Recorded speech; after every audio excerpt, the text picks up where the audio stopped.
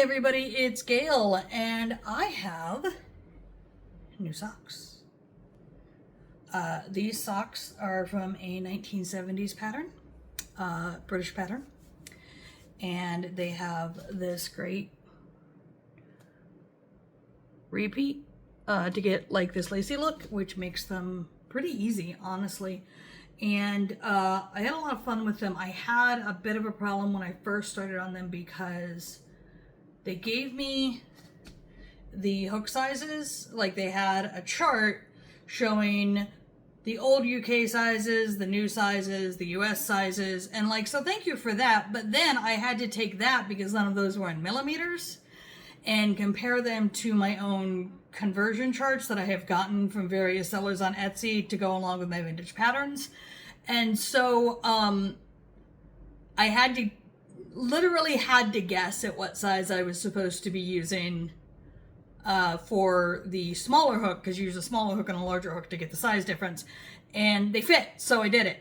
So what you need to get these socks made is a 2.25 millimeter hook and a 3.25 millimeter hook, and just follow the instructions. The smaller hook one was a little harder to figure out, because I know that a 3.25 is very common to use for socks, because I've made a few pairs of socks in the last year or so, and that's like the standard size you use for socks. So I did that.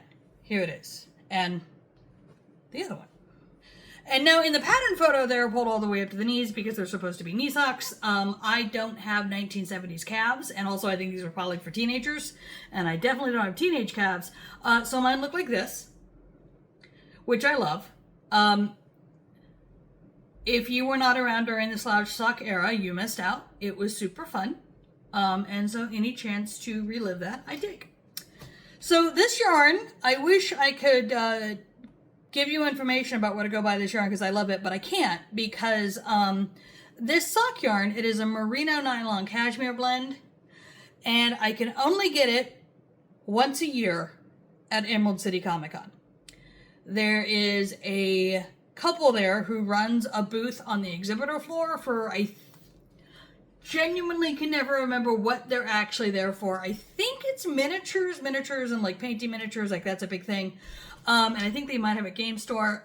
But she dyes yarn as a hobby, and when she has too much of it in her house, she brings it to con and puts it on the table and then gets my money. So she got my money. And it's like 430 yards a skein. It's all sock yarn weight. It's all multicolor like this. It's gorgeous stuff. This is her Starburst colorway. And I mean, it's gorgeous. That red just takes me out. I am genuinely having a secondary purchasing fund just so I can hopefully buy as much of her yarn as possible when I get there. Because it is $30 a skein and well worth it. It's beautiful. This only took one skein. And if you're going, holy God, $30 a skein? Yep. I sure did, and I'd do it again, especially for somebody whose dyeing work looks this good. So yeah, you make the shaft of the sock, and then this is an afterthought heel. So you work chains around where the heel's going to go, and then you just work down to the toe. And what's really interesting here, so the top of the toe is, it's seamed right up the middle, and you work the top and the bottom of the toe, and then you seam that in the middle. And then, I've never done this before, I made the heel completely separately. The heel is made as a separate piece, and then you sew it into place in the heel spot. It took a couple of tries for me to get it right, because it's just a little finicky. Also, when I put them on, everything, like the toe and the heel, were kind of poking at weird directions until I got the heel set exactly where it's supposed to be, and then perfect fit. So it's a little fidgety. I am, by the way, I am a size 7 in women's.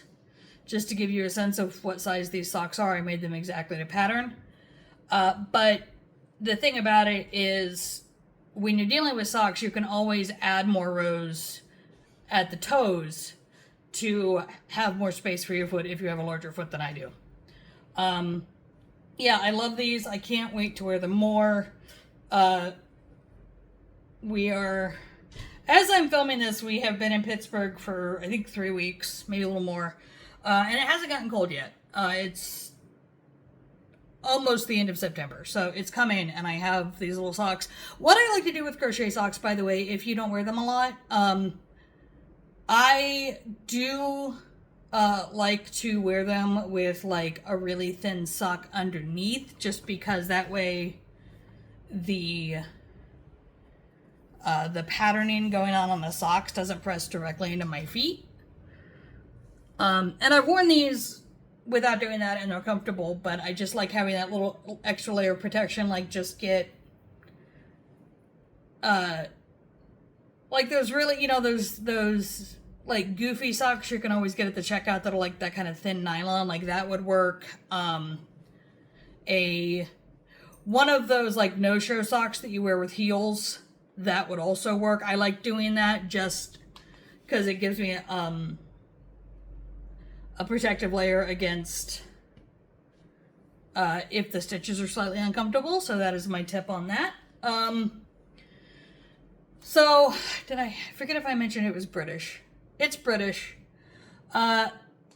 One skein of this yarn is 430 yards. I only used one skein, so you need about that much. I believe it's in ounces on the pattern, but it matched what I had. So I do have another skein of this that I need to do something with. I don't know what it is. It's not going to be socks. I'm going to make something else. But yeah, so I will have a link down in the basement if you need one. The seller I bought this from locks down their PDFs so you can't scratch pad on them like I do when I work digitally.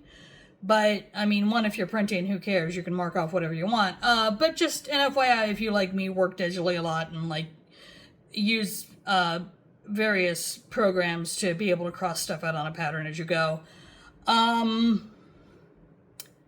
Yeah, I think that's pretty much it. They're very cute. If you enjoy what I do here, please like, subscribe, share, tell your friends, all of that fun stuff, and I will see you when I see you.